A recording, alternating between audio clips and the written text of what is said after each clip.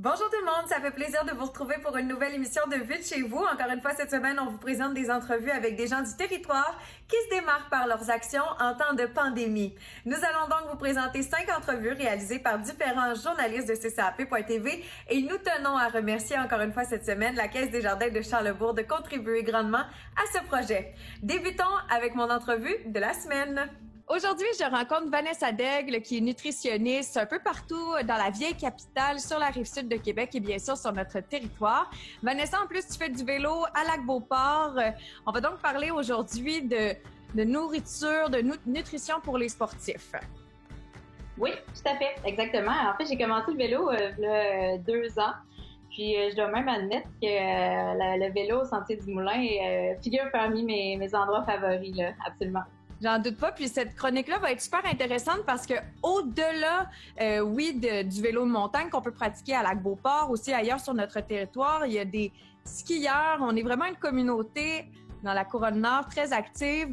Donc, ça va de soi de parler de nutrition et de sport pour bien fitter avec les valeurs de notre communauté. Justement, dernièrement, il y a une communauté de filles qui font du vélo de montagne à Lac-Beauport qui m'ont demandé d'écrire une chronique sur l'hydratation. Donc, évidemment, d'avoir une bonne quantité d'eau, c'est important. Si on se met à naviguer sur le web, là, puis on se demande justement, quelle quantité d'eau je devrais prendre, on peut trouver de l'information, mais souvent l'information, est très globale. Donc, il y a des statistiques, effectivement.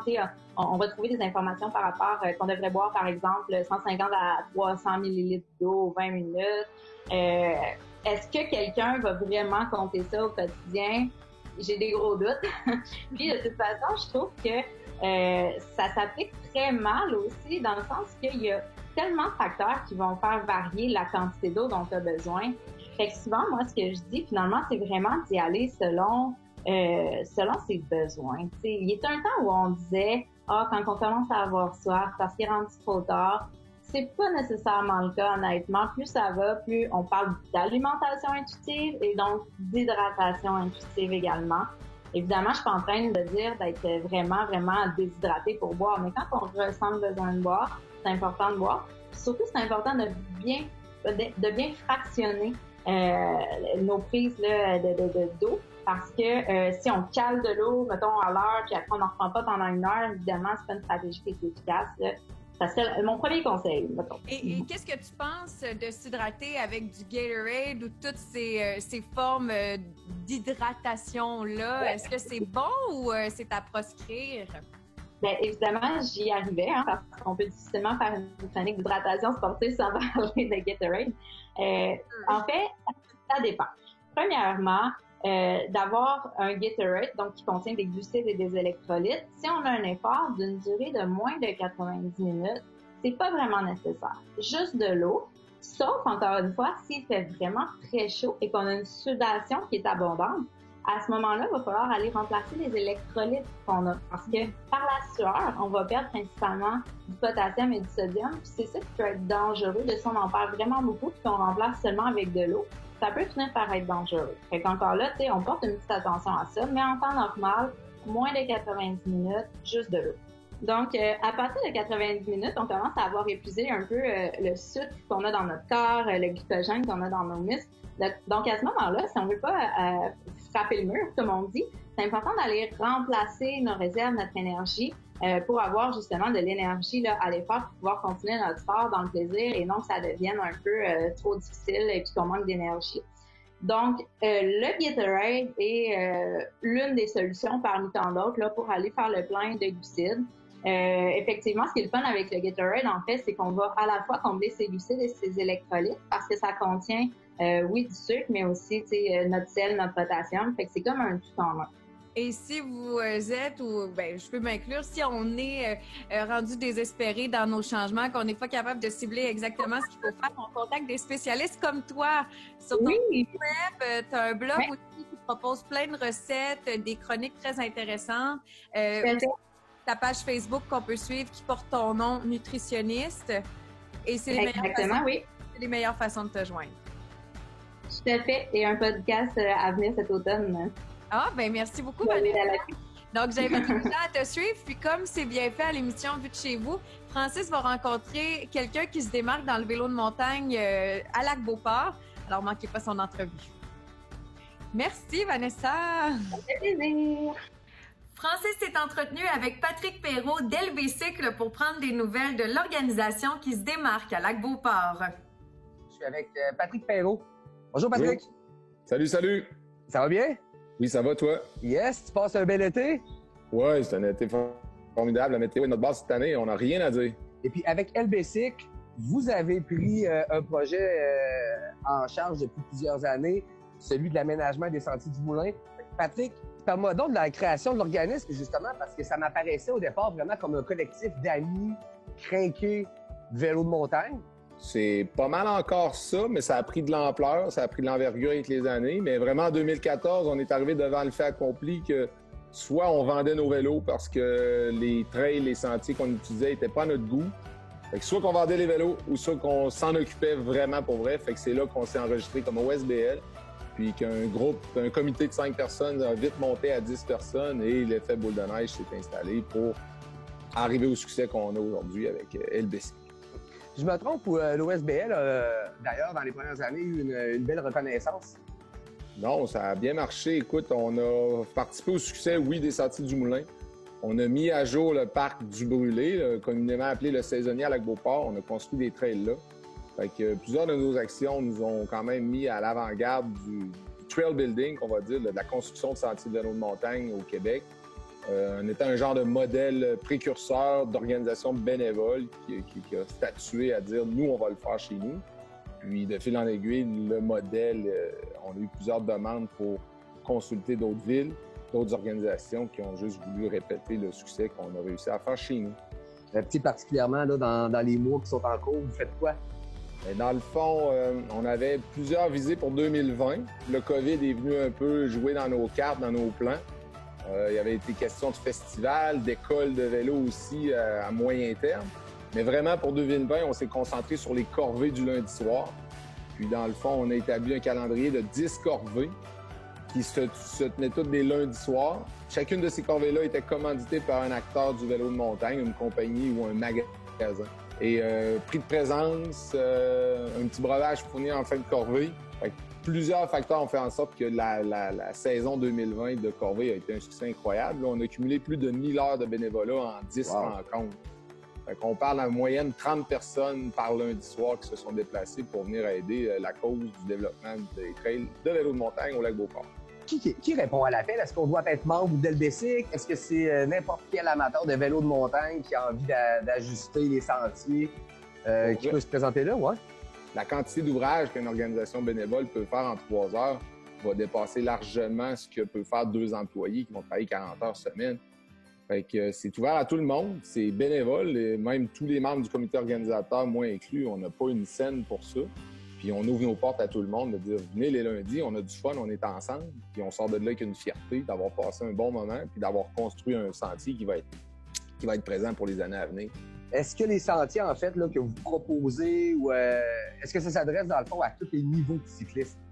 C'est certain que de fil en aiguille, au fil des années, on a fait plusieurs types de sentiers.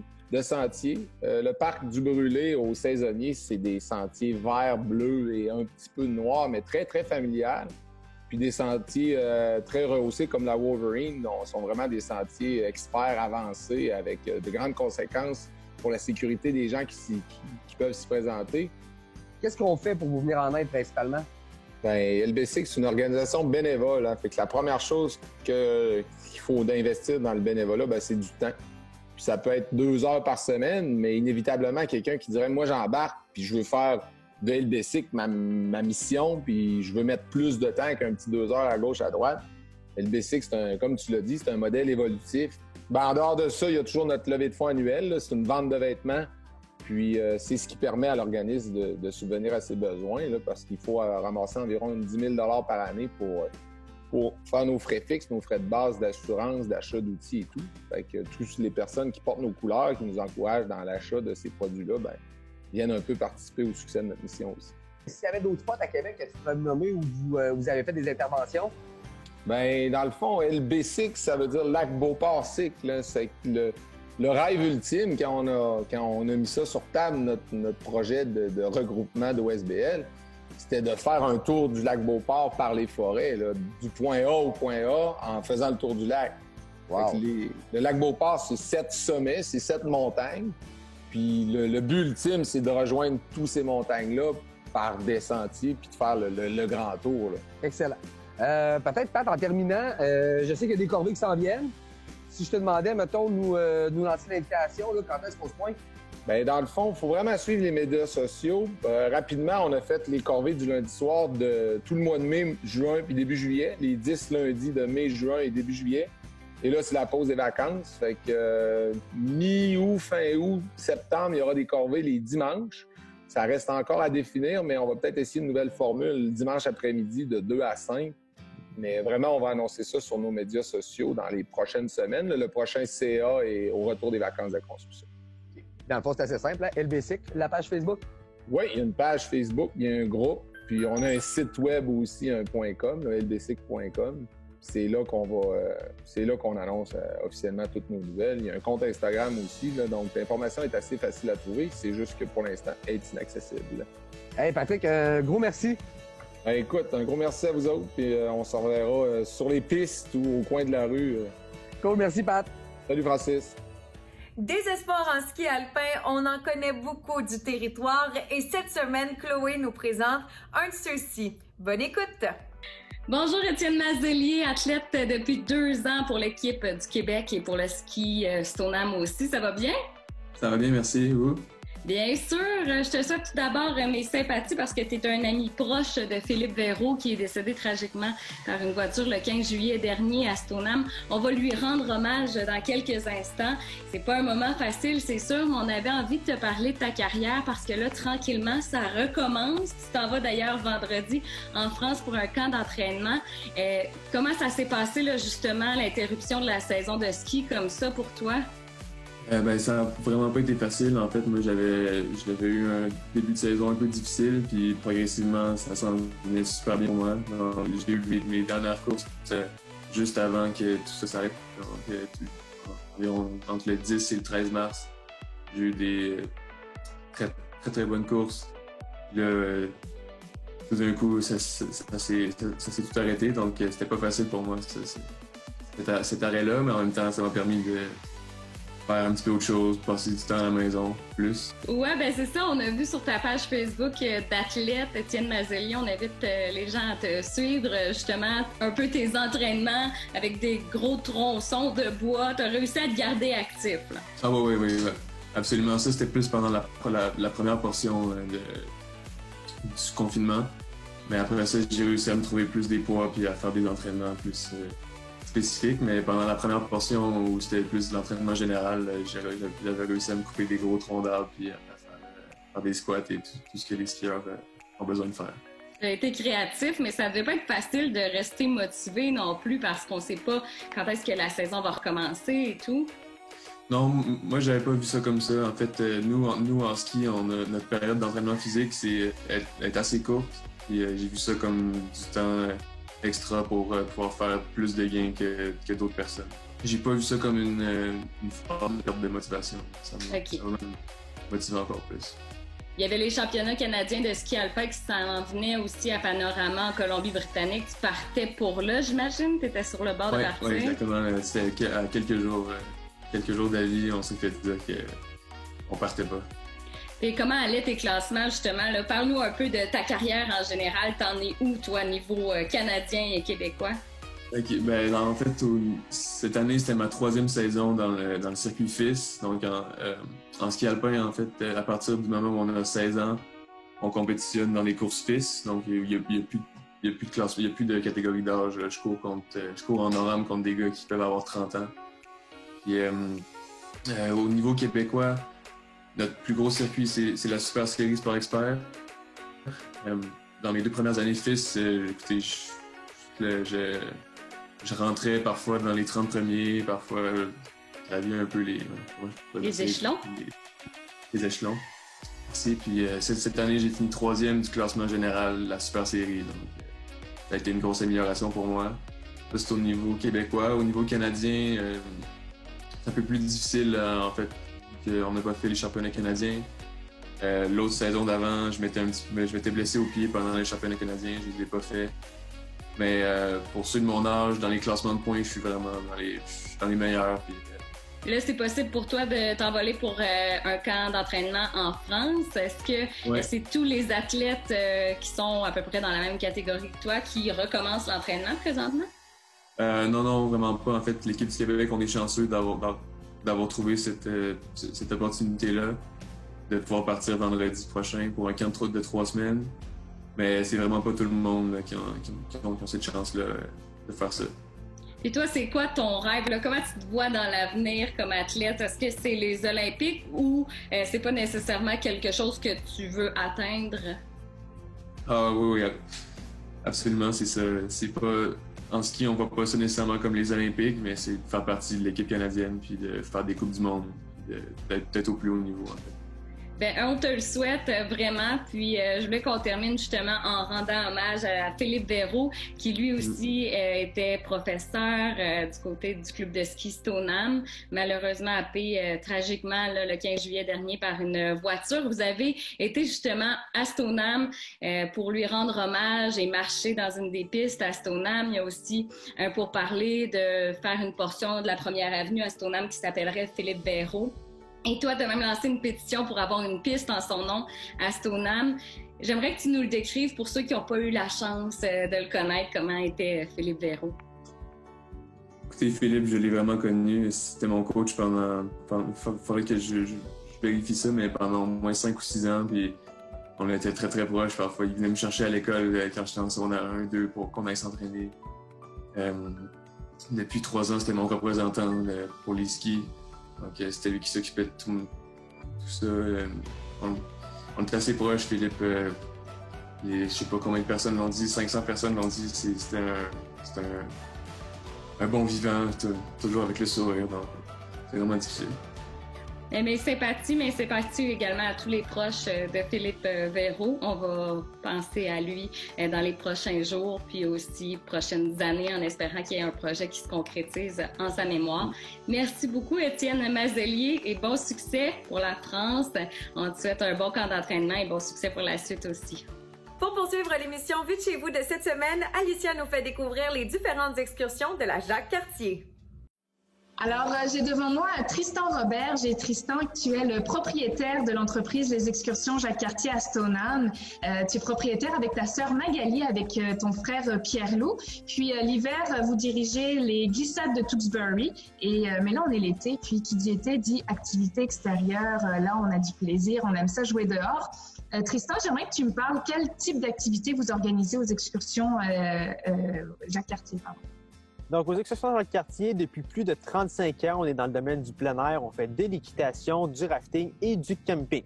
Donc, l'équitation depuis maintenant 36 ans, le rafting depuis 35 ans.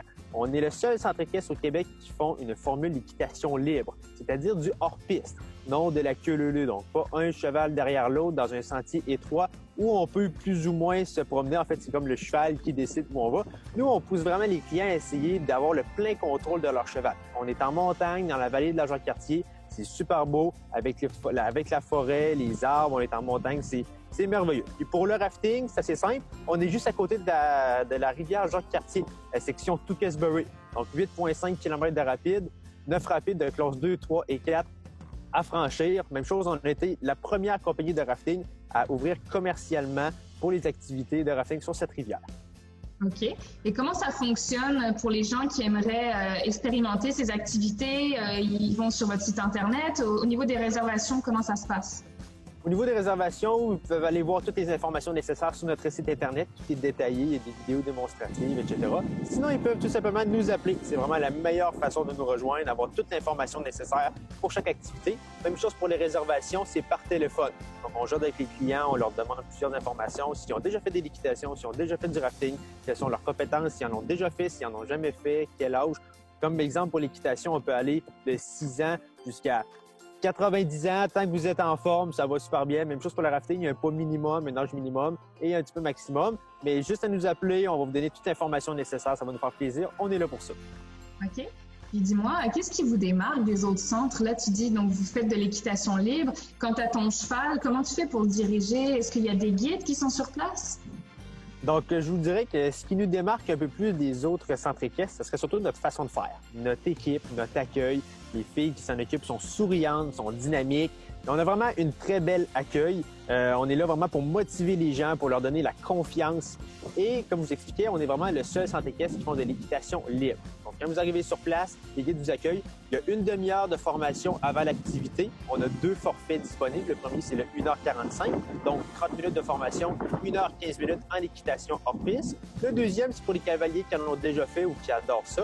C'est le hors-piste 2h30. Donc, même chose, une petite demi-heure de formation avant l'activité, 2 heures en équitation, puis là, on va pousser un peu plus loin dans la forêt. Donc, dans des pentes plus abruptes, plus loin dans la forêt, etc. On fait vraiment du hors-piste. Et dans la demi-heure, on vous explique, bien sûr, comment contrôler le cheval, comment monter dessus, tourner à gauche, à droite, avancer, freiner, comment monter sur le cheval. Et aussi, on va vous donner un cheval selon votre expérience. Donc, si vous n'en avez jamais fait, on va vous donner un cheval avec un caractère très calme. Tous nos chevaux sont très calmes. Il n'y a pas de galop, il n'y a pas de trot. Nous, on pousse vraiment sur la formule hors-piste. Donc, vraiment, selon votre compétence, on va vous attribuer un cheval en fonction de ça. Moi, Tristan, je suis curieuse parce que, bon, tu connais très bien ton produit, ça c'est sûr. J'imagine que tu es tout le temps dehors avec ton frère et ta sœur. Comment est-ce que tu es arrivé à diriger cette entreprise-là? En fait, c'est assez simple. Je suis né dans ce domaine avec mon père qui m'a, je dirais, élevé là-dedans, un peu comme les glissades. On a eu la piqûre, si on pourrait dire. Donc, mon père m'a appris à faire de l'équitation quand j'étais plus jeune, m'a donné la piqûre aussi pour le rafting. Puis là, avec mon frère et ma soeur, on fait un beau trio. On divise des tâches à 3 pour l'équitation, le rafting. Et on fait aussi du camping sur place pour les gens qui sont en activité avec nous. Et je vous dirais, mon père a ça depuis 35 ans. Puis, il nous a vraiment donné la piqûre. On est né là-dedans, puis on va continuer encore pour les 35 prochaines années. Et là, c'est vraiment vous trois qui êtes en pleine, qui gérez toute la gestion du centre? Oui, exactement. Bien sûr, mon père est avec nous pour nous donner un petit coup de main de temps en temps, mais comme il dit souvent, j'essaie d'être le plus inutile possible. Là, avec la crise du coronavirus qu'on vient de vivre, ça a été déstabilisant, j'imagine, pour vous, en fait, pour le monde entier. Comment vous avez géré ça? Je vous dirais qu'on a essayé de le gérer au mieux possible, un peu comme tout le monde. Et nous, notre saison de glissade, on a été très chanceux parce que le coronavirus est arrivé en même temps que notre fermeture de saison. Donc, on s'est comme un peu sauvé notre hiver. Ensuite de ça, il y a eu l'été, il y a toujours la passe entre la fin des glissades et le début de saison d'équitation et de rafting. Ça fait environ 2 semaines qu'on est ouvert officiellement. Donc, c'est sûr que ça a été on a débuté un peu plus tard. Ça a été un petit peu compliqué, surtout avec les protocoles de biosécurité et tout ça. Mais on est vraiment bail de boucle, comme on pourrait dire, avec toutes les normes que le gouvernement nous demande de faire. On procède selon toutes les règles de l'art et on est capable d'opérer avec ça. Puis ça va très bien. Là, la saison se termine quand exactement? C'est fin octobre, début novembre. Dépendant de la température. Quand il commence à faire trop froid, quand il commence à faire de la neige, on arrête tout simplement l'équitation. De ça, on se prépare vraiment pour notre centre de glissade. Pour le rafting, fin août, début septembre, quand les feuilles commencent à tomber, quand la température devient trop froide, ben, on arrête le rafting et on se concentre vraiment sur notre prochaine étape qui est les glissades pour l'hiver. Je te remercie, Tristan, pour la belle entrevue. Puis pour les gens qui aimeraient avoir toute l'information ou contacter les excursions Jacques-Cartier, vous pouvez vous rendre sur leur site Internet au www.excursionjacquescartier.com. Un gros merci, Alicia. Salut! Vous aimez l'esthétique? Vous cherchez une nouvelle esthéticienne, un nouvel endroit pour vous faire dorloter? Eh bien, Rosalie vous parle d'un endroit qui est situé sur notre territoire dans cette rencontre pour Vue de chez vous. Je me trouve présentement avec Andrea Bédard, propriétaire de Institut Andrea Bédard. Comment ça va? Ça va très bien, toi? Ça va super bien, merci. Écoute, Andrea, j'aimerais qu'on commence d'abord par parler de l'histoire de ton institut parce que ça fait quelques années que tu es ouverte maintenant. J'aimerais savoir, là, en fait, parce que tu es à domicile, donc comment ça se passe avoir un institut chez soi? Ça se passe très bien. Là. En fait, moi, ça fait 11 ans que je suis à mon compte. J'étais à Sainte-Foy avant. Tranquillement, pas vite, j'ai ouvert à la maison. Ça fait 5 ans que c'est ouvert. Ça fait maintenant 1 an et demi que je suis à temps plein là, complètement à travers mes 2 enfants. Ça fait 1 an et demi là, maintenant. Et avoir un institut chez soi, est-ce que ça diffère de ton salon? Parce que j'imagine qu'après 11 ans à être à son compte, on a vu un peu de tout. C'est une qualité de vie que je me suis fait avec mes enfants. C'est sûr qu'il y a une certaine proximité avec la clientèle car ils rentrent dans ma maison. C'est très privé quand même quand ils rentrent, ils voient rien. Mais c'est sûr qu'il y a une proximité avec la clientèle, mais j'aime vraiment ça. C'est une qualité de vie que je me suis faite. C'est un choix familial aussi. Un institut d'esthétique, est-ce que c'est parce que c'était une passion à la base? Comment ça a commencé l'esthétique dans ta vie? Pour vrai, j'ai fait un cours d'esthétique, puis c'était comme un peu en attendant, je savais pas trop dans quoi aller, puis finalement, j'ai jamais lâché le monde d'esthétique, j'ai vraiment adoré ça. Je suis allée chercher différentes branches, plus de certains aspects médico-esthétiques, des trucs techniques, je suis massothérapeute, fait que je suis comme allée me chercher de plusieurs arcs à mon âge, si on veut, là, puis j'ai jamais quitté le monde esthétique, j'adore ça. Wow, c'est vraiment intéressant. Je suis une passionnée d'esthétique, fait que je veux pas trop m'emballer parce qu'on n'a pas beaucoup de temps. Mais j'aimerais savoir, en fait, tous les services que tu peux offrir aux gens qui aimeraient se présenter à l'Institut. Ben, en fait, tout ce qui est un peu l'esthétique de base, donc épilation à la cire, au sucre, les soins visage, les soins de dos, les pédicures, manicures, je touche à tout ce qui est esthétique. Ensuite de ça, ben, je fais des extensions de cils, du rehaussement de cils, qu'on appelle plus lash lift. Je fais aussi le microblading, ce qui est un peu une reconstruction du sourcil. Puis je suis massothérapeute aussi, fait que j'ai 9 techniques de massothérapie que je pratique. Et il y a un petit aspect un peu spécial par rapport à la massothérapie quand on se présente chez toi. Oui, c'est ça. Ben, on a le choix de faire les massages soit à l'intérieur ou à l'extérieur pour la période estivale. J'ai une forêt en arrière de chez nous, fait que j'ai vraiment construit avec mon conjoint une terrasse qui est couverte là, pour faire les massages à l'extérieur. C'est la beauté d'être à Stoneham. Est-ce que c'est également possible de se procurer des produits chez toi? Oui, moi j'ai 3 gammes d'esthétique. J'ai la gamme STDM, qui est quand même vraiment populaire. J'ai quand même la chance de les avoir parce que c'est assez rare là, qu'on peut les avoir dans une demeure. Fait que je suis très chanceuse de les avoir. En fait, j'ai toute la gamme, soit la gamme corps, la gamme solaire, puis la gamme visage.